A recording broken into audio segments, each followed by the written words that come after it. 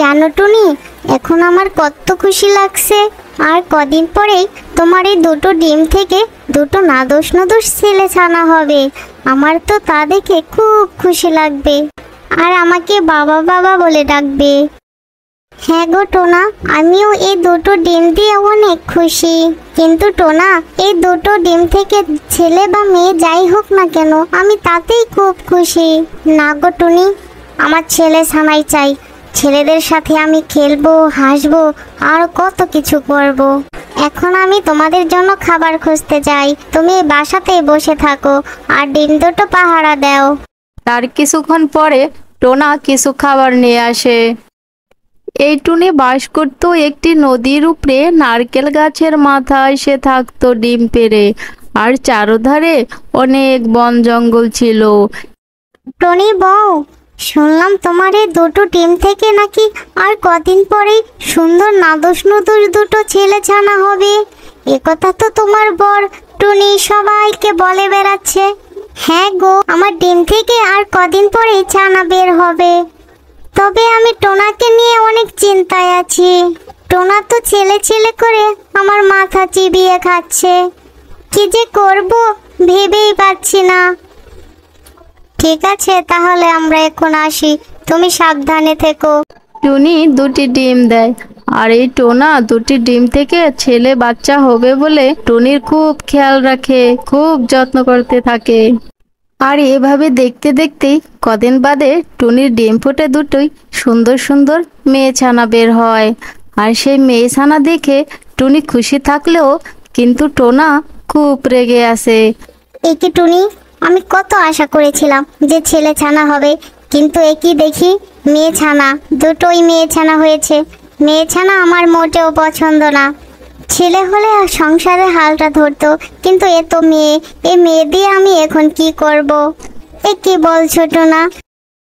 বাবা হয়ে মেয়েদের সম্পর্কে একথা বলতে পারলে। যাই হোক, তুমি এখন আমাদের জন্য দানা নিয়ে আসো, আমাদের খুব খিদে পেয়েছে। ঠিক আছে, আমি তোমাদের জন্য দানা নিয়ে আসছি, কিন্তু একটা কথা মনে রেখো, তোমার ওই মেয়ে ছানা দুটো আমাকে যেন বাবা বাবা বলে না ডাকে, তাহলে কিন্তু আমি ওদের খুব মারবো। এভাবে দেখতে দেখতে বেশ কয়েকদিন কেটে গেল, আর টুনির বাচ্চারাও কথা বলতে শিখে গেছে। বাবা বাবা, আমাদের খুব বাইরে যেতে মন চাইছে। আমরা কখনো বাইরে যাইনি, আমাদের একটু বাইরে ঘুরতে নিয়ে যাবে বাবা? কি, তুই আমাকে বাবা বলে ডাকলি? এই টুনি শোনো, তোমাকে না আমি বলেছি তোমার মেয়েরা যেন আমাকে বাবা বাবা বলে না ডাকে?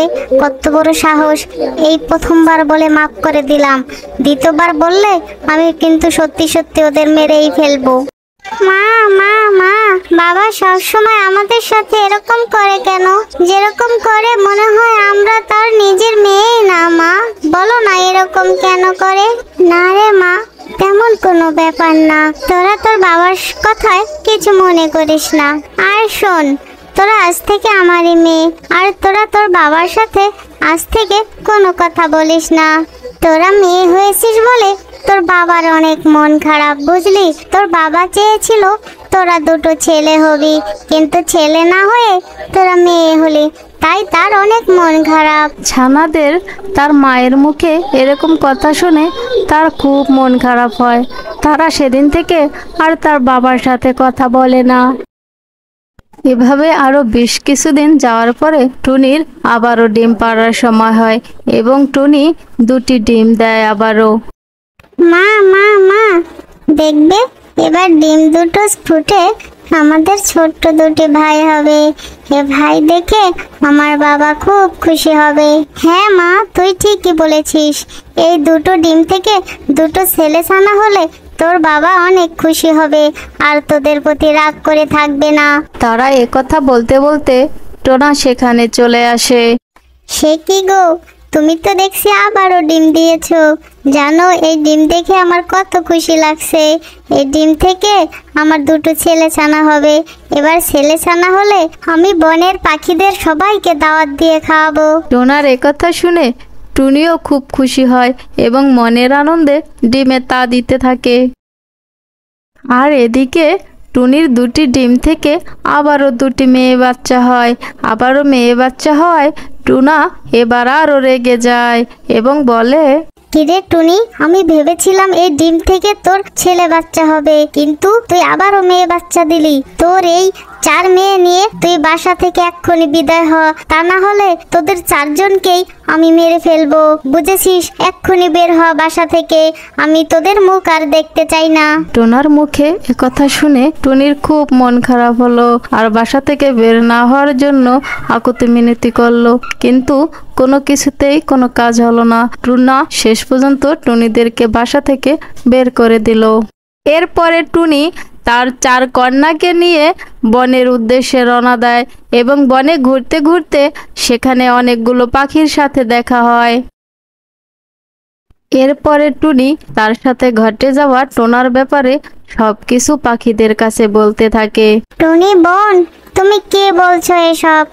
আমারও তো 4টে মেয়ে, কিন্তু আমার স্বামী তো আমাকে কিচ্ছু বলে না, আমাকে তো ঘর থেকে বের করে দেয়নি। তুমি চিন্তা করো না, আমরা আছি তোমার পাশে। তুমি একটা সুন্দর বাসা খুঁজে সেখানে থাকতে শুরু করো এই 4 কন্যা নিয়ে।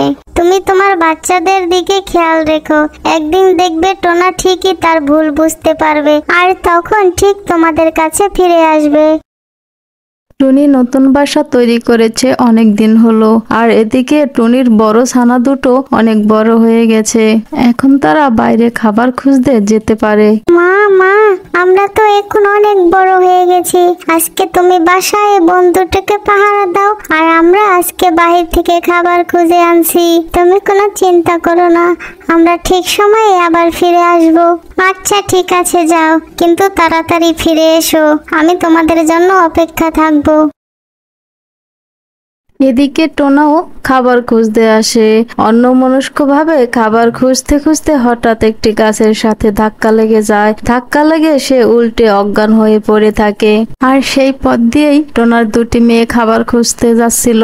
টোনাকে হঠাৎ ওভাবে পড়ে থাকতে দেখে তারা নিচে নেমে এলো। ছোটবেলায় ঘর থেকে বেরিয়ে আসায় তাই টোনাকে তারা চিনতে পারলো না। এর বাবাকে চিনতে না পারার পরও তাকে সুস্থ করে তুললো। টোনা সুস্থ হওয়ার পর ওদেরকে সে চিনতে পারলো না। সে সিদ্ধান্ত নিল এই টুনিদের সে বাসায় যাবে। এরপরে টোনা তাদের নিয়ে টুনির বাসায় চলে আসে এবং টুনির কাছে খুবই দুঃখ প্রকাশ করে। টুনি বউ, আমাকে মাফ করে দাও গো, আমি তোমাকে ভুল বুঝেছিলাম আর আমাদের মেয়েদেরকেও আমি খুব ভুল বুঝেছি, আমাকে ক্ষমা করে দাও গো বউ, আমি আর ছেলে চাই না। আজ আমার মেয়েরা না থাকলে আমার প্রাণটাই বুঝে বাঁচতো না, আমাকে ক্ষমা করে দাও বউ। এখন চলো আমরা আমাদের বাসায়, আগের বাসায় ফিরে যাই। টোনা একথা বলার পরে টুনির মন গলে যায়, টুনির সব রাগ শেষ হয়ে যায়, কিন্তু সে আর আগের বাসায় যায় না। টোনাকে নিয়ে এবং তার 4 মেয়েকে নিয়ে টুনি এই বাসায় থেকে যায়। আর বন্ধুরা, তোমরা এই ভিডিওটা যারা সম্পূর্ণ দেখেছো তারা কমেন্টে হাই লিখে যাও।